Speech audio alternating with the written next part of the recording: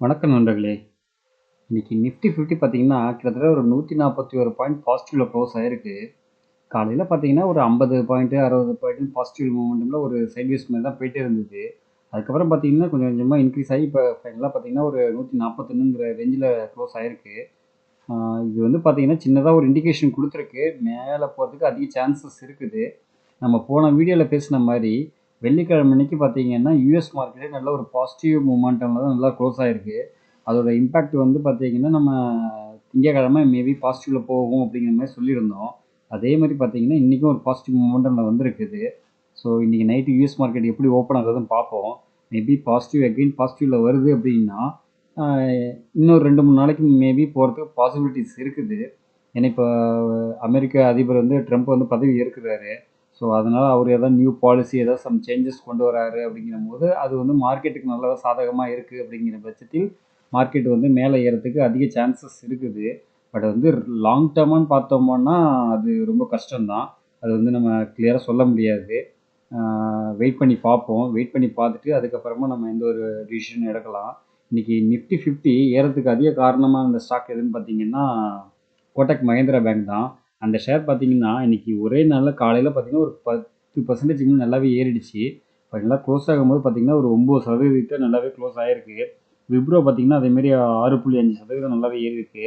பஜாஜ் ஃபினான்ஸும், பஜாஜ் ஃபின்சர்வும் பார்த்தீங்கன்னா, கிட்டத்தட்ட 3%க்கு மேல நல்லாவே ஏறியிருக்கு. என்டிபிசி பார்த்தீங்கன்னா, ஒரு 2%க்கு மேல நல்லாவே ஏறியிருக்கு. எல்லாமே பார்த்தீங்கன்னா, நியூஸ் இம்பேக்ட் தான். கோட்டக் பேங்க் வந்து பார்த்தீங்கன்னா, நியூஸ் இம்பேக்ட்னால ஏறியிருக்கு. வீக்கெண்டில் கோட்டக் பேங்க் வந்திருக்கு ஒரு ஆவரேஜான ரிசல்ட் தான் கொடுத்துருக்காங்க. பட் அது வந்து எல்லாமே நெகட்டிவ்ல போகும்னு எதிர்பார்த்தாங்க. பட் ஆனால் நல்ல ஒரு பாசிட்டிவ் மொமெண்டமில் போயிருக்கு. அதேமாரி பார்த்தீங்கன்னா, விப்ரோ பார்த்தீங்கன்னா 6.5% அதுவும் நியூஸ் இம்பேக்ட்னால தான் ஏறி இருக்குது. ரிசல்ட் பார்த்தீங்கன்னா நல்லாவே கொடுத்துருந்தாங்க விப்ரோ ஷேரு. அந்த இதனால தான் நல்லாவே ஏற ஆரம்பிச்சிச்சு. கோட்டக் மகேந்திரா பாருங்கள், இன்னைக்கு ஒரே நாளில் நல்ல ஒரு பாசிட்டிவ் மூமெண்ட்டு கிட்டத்தட்ட 161 ரூபா ஏறிருக்கு. எவ்வளோ 1500 ரேஞ்சில் இருந்தது. இப்போ பார்த்தீங்கன்னா கிட்டத்தட்ட 1920 அப்படிங்கிற மாதிரி ரேஞ்சில் போயிட்டு, இப்போ அனலிஸ்ட்லாம் என்ன சொல்லியிருக்காங்கன்னா, இந்த ஷேருக்கு வந்து பார்த்தீங்கன்னா 2100 வரைக்கும் போகும் அப்படிங்கிற மாதிரி டார்கெட் சொல்லியிருக்காங்க. பட் வந்து இது வந்து நிரந்தரமா அப்படின்னு பார்த்தோம்னா சொல்ல முடியாது. ஏன்னா இந்த ஒரு ரிலே ரிசல்ட்டோட இம்பேக்ட்னால மட்டும்தான் இது ஏறிருக்கே தவிர, மற்றபடி ஒன்றும் பெரிய அளவுக்கு ஒன்றும் முன்னேற்றம் இல்லை. இப்போ ஸ்கெய்னரில் அதோட ரிசல்ட் என்னன்னு பார்க்கலாம். இதில் பார்ப்போம். இதில் வந்து பாருங்கள், குவார்டர் ஆன் குவார்ட்டரில் பார்த்தீங்கன்னா சின்னதாக ஒரு இம்ப்ரூவ்மெண்ட்டு. செப்டம்பர் குவார்ட்டரில் பார்த்தீங்கன்னா 16,427 இருந்தது. இப்போ பார்த்தீங்கன்னா 16,633க்கு ரெவென்யூ. பட் இயர் ஆன் இயரில் வந்து பார்த்தீங்கன்னா நல்லாவே இம்ப்ரூவ்மெண்ட் ஆயிருக்குது. 14,495 இருந்தது. இப்போ பார்த்தீங்கன்னா 16,633 ஆயிருக்கு. நெட் ப்ராஃபிட்டும் பார்த்தீங்கன்னா குவார்டர் ஆன் குவார்ட்டரில் குறைஞ்சிருக்கு. 5,044 இதில் செப்டம்பர் குவார்ட்டரில் 5,044 கோடியாக இருந்தது. இப்போ பார்த்தீங்கன்னா 4,701 கோடியாக தான் இருந்திருக்கு. அதில் வந்து குறைஞ்சிருக்கே தவிர ஏறல. ஆனால் இயர் ஆன் இயரில் நல்லாவே இம்ப்ரூவ்மெண்ட் ஆயிருக்கு. ஸோ இந்த ஒரு இதை வந்து வச்சுக்கிட்டு இன்றைக்கி கோட்டக் மஹேந்திரா பேங்க் பார்த்தீங்கன்னா நல்லாவே ஒரு அப்சைடு போயிடுச்சு. ஒரு பெரிய அப் ட்ரெண்ட் கொடுத்துருக்கு இன்றைக்கி. அதுமாரி பார்த்தீங்கன்னா விப்ரோவும் நல்லாவே ஏறிடுச்சு. அதுமாரி டெக் மஹேந்திராவும் பார்த்தீங்கன்னா ஒரு ஆவரேஜான ரிசல்ட் கொடுத்தது. அதுவும் கிட்டத்தட்ட ஒரு 1% ஏறி இருக்குது. இதுவும் நல்ல ஒரு பாசிட்டிவ் மூவ்மெண்ட். இப்போ வந்து பார்த்தீங்கன்னா அனலிஸ்ட்லாம் என்ன சொல்கிறாங்கன்னா, ஒரு 320, 330 போகும் அப்படிங்கிற மாதிரி சொல்கிறாங்க. சில பேர் வந்து 280 போகும் அப்படிங்கிற மாதிரி சொல்கிறாங்க. பட்டு கொஞ்சம் வெயிட் பண்ணுவோம். இதுக்கப்புறம் எப்படி வரப்போகுதுன்னு தெரியல. மற்ற ஸ்டாக் ஐடி செக்டரில் உள்ள ரிசல்ட்லாம் எப்படி வரப்போகுது. இப்போ தான் புதுசாக ட்ரம்ப் வேறு வராரு. அங்கே என்ன மாதிரி பாலிசி கொண்டு வர போகிறாருன்னு தெரியல. அங்கே பாலிசி ஏதாவது புதுசாக கொண்டு வராரு அப்படிங்கிற பட்சத்தில் அதோட இம்பேக்ட் வந்து பார்த்திங்கன்னா நம்ம ஐடி கம்பெனிங்க எல்லாமே வரும். ஸோ அதில் இதெல்லாம் இந்த கம்பெனிலாம் அஃபெக்ட் ஆகுதா இல்லையாங்கிறத நம்ம பொறுத்து இருந்து பார்த்துட்டு அதுக்கப்புறமா டிசிஷன் எடுத்துக்கலாம். அதுக்கப்புறம் பார்த்தீங்கன்னா இப்போ விப்ரோ வந்து இது வேறு டிவிடெண்ட் வேறு கொடுக்க போகிறாங்க. அது வந்து 6 ரூபாங்கிற விதத்தில் கொடுக்குறாங்க. இதுதான் இருக்கிறதுலே ஹையஸ்ட்டு தான் கொடுக்குறாங்க. ஸோ வெயிட் பண்ணுவோம். அதுமாரி பார்த்தீங்கன்னா சென்செக்ஸ் பார்த்தீங்கன்னா இன்றைக்கி ஒரு 454 பாயிண்ட் நல்ல ஒரு பாசிட்டிவ் மொமெண்டமில் க்ளோஸ் ஆகிருக்கு. பேங்க் நிஃப்டியும் பார்த்தீங்கன்னா நல்லாவே ஒரு பாசிட்டிவ் மொமெண்டமில் க்ளோஸ் ஆகிருக்கு. அது காரணம் பார்த்தீங்கன்னா கோட்டக் மஹேந்திரா பேங்க் தான். அதேமாரி பார்த்தீங்கன்னா கனரா பேங்க்கும் பார்த்தீங்கன்னா இன்றைக்கி நல்ல ஒரு 3% மேலே நல்லாவே ஏறி இருக்குது. கீழே ஒரு கிட்டத்தட்ட ஒரு 90 ரூபா ரேஞ்சில் போனது. அதுக்கப்புறம் பார்த்தீங்கன்னா ஏற ஆரம்பிச்சிட்டு இது இன்னும் ஃபர்தராக இறங்கும்னு எதிர்பார்த்தேன். பட் ஆனால் இறங்கல, ஏறிட்டு இருக்கு. பட் என்னென்னா ஒரு ட்ரெண்டு மாதிரி தான் போகுது. ஒரு டவுன் ட்ரெண்ட் இதில் ஒரு இறங்குறது சின்னதாக ஏறுறது, இறங்குறது சின்னதாக ஏறுது. நீங்களே பாருங்கள், இல்லை 94 ரூபா வந்துச்சு, அதுலேருந்து பார்த்தீங்கன்னா ஒரு 105 ரூபா வந்திருக்கு. அதேமாதிரி 94 ரேஞ்சு 93 ரேஞ்சிட்ட வந்தது, அதுக்கப்புறம் திருப்பி பார்த்தீங்கன்னா ஒரு 109, திருப்பி இங்கே 90 கிட்ட வந்தது, இப்போ திருப்பி ஒரு 100 ரூபா. ஷார்ட் டைமில் ஒரு 5 ரூபா 10 ரூபா லாபம் கொடுத்துட்டு திருப்பி டவுன் சைடு போகுது. பட் இது வந்து ரிசல்ட்லாம் எப்படி இருக்குன்னு பார்ப்போம். பார்த்துட்டு அதுக்கப்புறம் எந்த ஒரு டிசிஷனும் எடுக்கலாம். அதுமாதிரி பார்த்தீங்கன்னா எஸ்பிஐ பார்த்தீங்கன்னா ஒரு 1.5% மேலே ஏறி இருக்கு. ஹெச்டிஎஃப்சி பேங்க்கு 1%, ஐசிஐசிஐ பேங்க்கும் பார்த்தீங்கன்னா ஒரு 0.5% ஏறி இருக்குது. எல்லாமே பார்த்தீங்கன்னா ஒரு சின்ன சின்ன ஏற்றம் கொடுத்துருக்கு. அதனால தான் பேங்க் நிஃப்டி நீ நல்லாவே ஒரு ஏற்றம் கண்டிருக்கு. ஐடி இண்டெக்ஸ் பார்த்தீங்கன்னா கிட்டத்தட்ட ஒரு 160 பாயிண்ட் நெகட்டிவ் இதில் தான் பேரிஷ் கண்டில் போயிருக்கு. ஒரு பாசிட்டிவான இதில் க்ளோஸ் ஆகிருக்கு. ஃபார்மா செக்டரும் பார்த்தீங்கன்னா ஒரு 120 பாயிண்ட் பாசிட்டிவ் க்ளோஸ் ஆகிருக்கு. இதுலேருந்து சின்னதாக ஏற்றம் வரதுக்கு சான்சஸ் இருக்குது, வெயிட் பண்ணுவோம். மெட்டல் இண்டெக்ஸ் பார்த்தீங்கன்னா காலையில் ஒரு நெகட்டிவில் இருந்தது, இப்போ பார்த்தீங்கன்னா ஒரு பாசிட்டிவ் மூமெண்ட்டில் ஏறிட்டு இருக்கு. பட் இதுவும் பார்த்தீங்கன்னா ஒரு டவுன் ட்ரெண்டுக்குள்ள இது மாதிரி தான் போயிட்டுருக்குது. கொஞ்சம் வெயிட் பண்ணுவோம். இதுவும் ஒரு அப்பு கொடுத்துட்டு திருப்பி இறங்குறதுக்கு சான்சஸ் இருக்குது. ஏன்னா மெட்டல் செக்டரில் இன்னும் பெரிய கம்பெனிஸ்லாம் ஒன்றும் ரிசல்ட் வர ஆரம்பிக்கல. ரிசல்ட் வர ஆரம்பிச்சிச்சின்னா அப்போ தெரிஞ்சிடும். அதுக்கப்புறம் நம்ம என்னென்னு ஃபர்தராக செக் பண்ணி பார்த்துக்கலாம். அதே பார்த்தீங்கன்னா இன்றைக்கி ஆட்டோவும் எஃப்எம்சிஜிலாம் வந்து பார்த்திங்கன்னா ஒரு டவுன் ட்ரெண்டில் போயிருக்கு. எஃப்எம்சிஜி 62 பாயிண்ட்டும், ஆட்டோ இண்டெக்ஸ் பார்த்திங்கன்னா ஒரு 120 பாயிண்ட்டு நெகட்டிவில் க்ளோஸ் ஆகிருக்கு.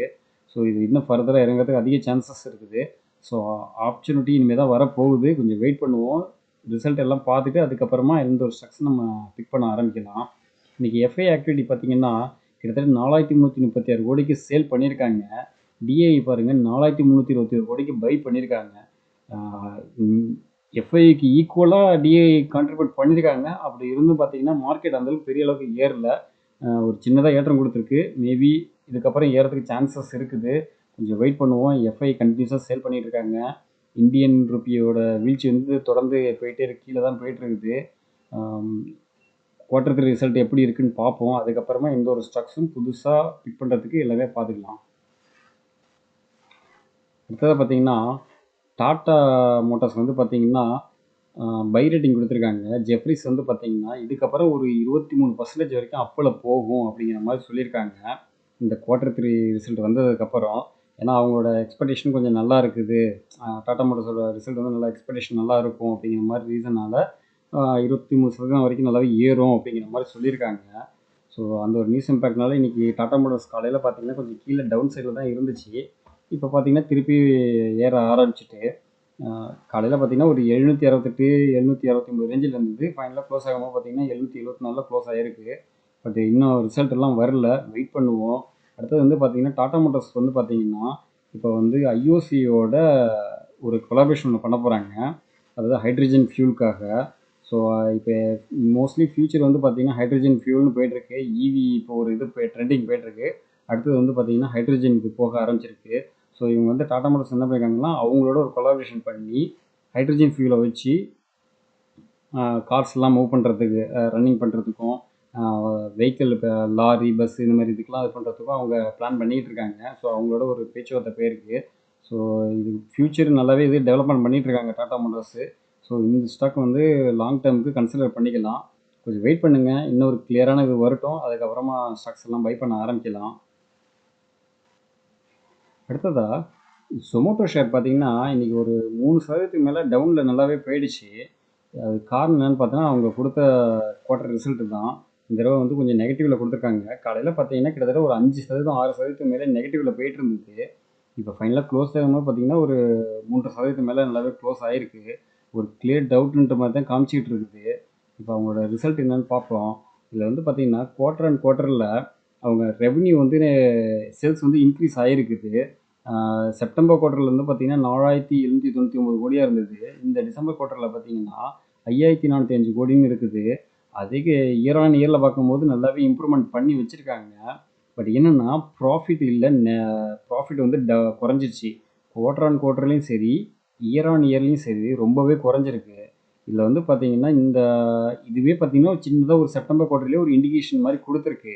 ஸோ அதுக்கப்புறம் தான் பாருங்கள் கரெக்டாக மார்க்கெட் வந்து அப்படியே கொஞ்சம் கொஞ்சமாக இறங்க ஆரம்பிச்சிருக்கு. நல்ல ஒரு அப்பில் போயிருந்தது, திருப்பி ஒரு டவுனில் வந்துச்சு, திருப்பி ஒரு அப்பில். ஏன்னா இந்த குவார்டர் 3 ரிசல்ட் நல்லாவே வரும் அப்படின்னு சொல்லி ஒரு எக்ஸ்பெக்டேஷன் மேலே ஏற ஆரம்பிச்சிது. அதுக்கப்புறம் பார்த்தீங்கன்னா திருப்பி டவுனில் வந்திருக்கு. இது இன்னும் ஃபர்தராக இறங்குறதுக்கு சான்சஸ் இருக்குது. இப்போது ஜொமேட்டோ வந்து பார்த்தீங்கன்னா சென்செக்ஸில் ஆட் பண்ணியிருக்காங்க. ஃப்யூச்சரில் நிஃப்டி 50லையும் ஆட் பண்ணுறதுக்கு உள்ள பேச்சுவார்த்தை போயிட்டுருக்குது. மேபி ஆட் பண்ணுறதுக்கு சான்சஸ் இருக்குது. வெயிட் பண்ணுவோம். பட் இப்போதைக்கு அவசரப்பட்டு இந்த ஸ்டாக்ஸை பை பண்ண வேணாம். லாங் டேர்முக்குன்னு இப்போதைக்கு இந்த ஸ்டாக்ஸ் எல்லாம் கொஞ்சம் பை பண்ணாதீங்க. கொஞ்சம் வெயிட் பண்ணுங்கள். ஃப்யூச்சரில் எப்படி இருக்குங்கிறது சொல்ல முடியாது. ஏன்னா இவங்க காம்படிஷன் பிஃபோராக யாருமே இல்லை. இப்போ வந்து பார்த்தீங்கன்னா ஸ்விக்கி வந்துட்டாங்க. ஸோ அதனால் எப்படி இருக்குன்னு சொல்ல முடியாது. அவசரப்பட வேணாம். இன்னைக்கு கல்யாண் ஜுவல்லர்ஸ் பார்த்தீங்கன்னா கிட்டத்தட்ட ஒரு 5% மேலே நல்லாவே ஏறி இருக்கு இன்னைக்கு. இவ்வளோ நாள் கண்டினியூஸாக பார்த்தீங்கன்னா ஒரு 2 வாரமாக கீழே இறங்கிட்டு இருந்தது. சின்னதாக இன்றைக்கி ஒரு ஏற்றம் கொடுத்துருக்கு. வேல்யூமும் நல்லாவே இன்க்ரீஸ் ஆகிருக்கு. ஸோ ரிசல்ட் வேறு வரப்போகுது. ஏதோ ஒரு நியூஸ் இம்பேக்ட் வந்திருக்கும். ஸோ அந்த ஒரு இதனால் பார்த்தீங்கன்னா சடனாக ஏறி இருக்கு இன்றைக்கி. நல்ல ஒரு அப்பில் தான் போயிருந்தது. அதுக்கப்புறம் பார்த்தீங்கன்னா ஃபைனலாக க்ளோஸ் ஆகும்போது பார்த்தீங்கன்னா ஒரு 5.5% மேலே நல்லாவே க்ளோஸ் ஆகிருக்கு. ஸோ நாளைக்கெலாம் எப்படி வருதுங்கிறத பார்ப்போம். பட் இப்போ என்னன்னா ஆல்ரெடி இந்த ஸ்டாக் வந்து பார்த்திங்கன்னா ஓவர் வேல்யூடாக போயிடுச்சு.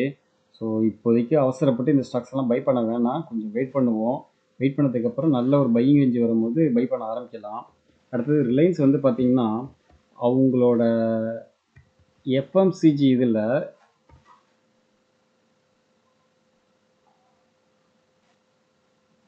அவங்களோட எஃப்எம்சிஜி செக்டரில் கிட்டத்தட்ட ஒரு 8000 கோடியை வந்து ரீச் பண்ணியிருக்கிறதா சொல்லியிருக்காங்க.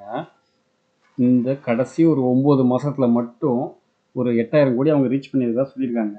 இதில் வந்து பார்த்திங்கன்னா அவங்க வந்து ரிலையன்ஸ் கன்சியூமர் ப்ராடக்ட் வழியாகவும் ரிலையன்ஸ் ரீட்டைல் வெஞ்சர் வழியாகவும் இந்த மார்க்கெட் கேப்பை வந்து அடைஞ்சிருக்கிறதா அவங்க சொல்லியிருக்காங்க. சீக்கிரமாக இதை வந்து பார்த்திங்கன்னா 10,000லேருந்து 12,000 வரைக்கும் நாங்கள் கொண்டு போவோம் அடுத்த ஒரு 6 மந்த்துக்குள்ளார அப்படிங்கிற மாதிரி சொல்லியிருக்காங்க. இதில் வந்து பார்த்திங்கன்னா எஃப்எம்சிஜியில் ரொம்பவே அக்ரெசிவாக இவங்க இறங்கி பண்ணிக்கிட்டு இருக்காங்க. ஸோ இப்போ ஏன்னா இப்போ யூஎஸ் பிரசிடென்ட் ட்ரம்ப் வேறு வரப்போகிறாரு. ஸோ அதில் வராருன்னா ரிலையன்ஸுக்கு வந்து கொஞ்சம் சாதகமாக இருக்கும். ஏன்னா இவங்க வந்து இன்வெஸ்ட்மெண்ட்லாம் கொஞ்சம் அதிகமாக அங்கே பண்ணிகிட்டு இருக்காங்க யூஎஸ்லேயும். ஸோ அதில் வந்து பார்த்திங்கன்னா இவங்களுக்கு நல்லாவே இது கிடைக்கும் அப்படிங்கிற மாதிரி தான் போயிட்டுருக்குது. ஸோ பொறுத்திருந்து பார்ப்போம். ரிலையன்ஸ் பார்த்திங்கன்னா இன்னமும் ஒரு பையிங் ரேஞ்சில் தான் இருக்குது. நம்ம கீழே 1200 கீழே போகும்னு எதிர்பார்த்தோம். பட் ஆனால் போகலை. கொஞ்சம் மேலே ஏறிக்கிட்டு இருக்குது. வெயிட் பண்ணுவோம். நல்ல ஒரு பையிங் ரேஞ்சு வரும்போது பை பண்ண ஆரம்பிக்கலாம். அதுமாரி பார்த்திங்கன்னா என்டிபிசி ஷேரும் இன்றைக்கி நல்லாவே ஏறிக்கு. கிட்டத்தட்ட ஒரு 3% மேலே நல்லாவே ஏறி இருக்குது. ஸோ அடுத்ததாக ஐடியா ஷேர் பார்த்திங்கன்னா இன்றைக்கி ஒரு பெரிய ஏற்றம். கிட்டத்தட்ட ஒரு 9% மேலே நல்லாவே ஏறி இருக்குது இன்றைக்கி. அது என்ன காரணம்னு பார்க்கும்போது மீடியாவில் ஒரு நியூஸ் ஒன்று போயிட்டுருக்கு. அதாவது வரப்போகிற பட்ஜெட்டில் வந்து இவங்களுக்கு கட்ட வேண்டிய லோன்ஸை கொஞ்சம் தள்ளுபடி பண்ணலாம் அப்படிங்கிற மாதிரி சம் ரூமர்ஸ் வந்து ஒன்று போயிட்டுருக்குது. ஸோ அந்த ஒரு நியூஸ் இம்பேக்ட்னால பார்த்தீங்கன்னா இன்றைக்கி கிட்டத்தட்ட ஒரு 9% மேலே காலையில் பார்த்தீங்கன்னா 10%, 11% போனது. அப்பர் சர்க்யூட்டே ஆகிடுச்சு. அதுக்கப்புறம் பார்த்தீங்கன்னா ஃபர்தராக இறங்கி கிட்டத்தட்ட ஒரு 9%ல் க்ளோஸ் ஆகிருக்குது. பட் இது ஒரு ஜஸ்ட் ஒரு நியூஸ் இம்பேக்ட் தான். இதை வச்சு பை பண்ணணும் இல்லை. இது வந்து ஒரு பெனி ஸ்டாக்ஸு. அவசரப்பட்டு இதெல்லாம் பை பண்ண வேணாம். பிஃபோராக பாருங்கள் நல்லா ஒரு 16 ரூபாய்கிட்ட போயிருந்தது. அதுக்கப்புறம் பார்த்தீங்கன்னா ஒரு பெரிய டவுன்ஃபாலு. கிட்டத்தட்ட 6 ரூபா 7 ரூபாய்கிட்ட வந்துட்டு இப்போ திருப்பியும் ஏற்றம் கொடுக்குது. இந்த ஒரு நியூஸ் இம்பேக்ட்லாம் பார்த்தீங்கன்னா திருப்பியும் ஒரு 15 ரூபா 16 ரூபா 18 ரூபா அப்படின்னு வரும். வந்துட்டு அதுக்கப்புறம் திருப்பியும் இறங்க ஆரம்பிக்கும். ஸோ ஷார்ட் டேர்முக்கு இதை யூஸ் பண்ணிக்கலாம். பட் ரிஸ்க் ரொம்ப ரொம்ப அதிகம். ஸோ நீ கொடுத்த இன்ஃபர்மேஷன் எல்லாமே யூஸ்ஃபுல்லாக இருக்குன்னு நினைக்கிறேன். கொடுத்த இன்ஃபர்மேஷன் யூஸ்ஃபுல்லாக இருக்குன்னா நம்ம சேனலை லைக் பண்ணிட்டு சப்ஸ்கிரைப் பண்ணுங்கள். நன்றி நண்பர்களே.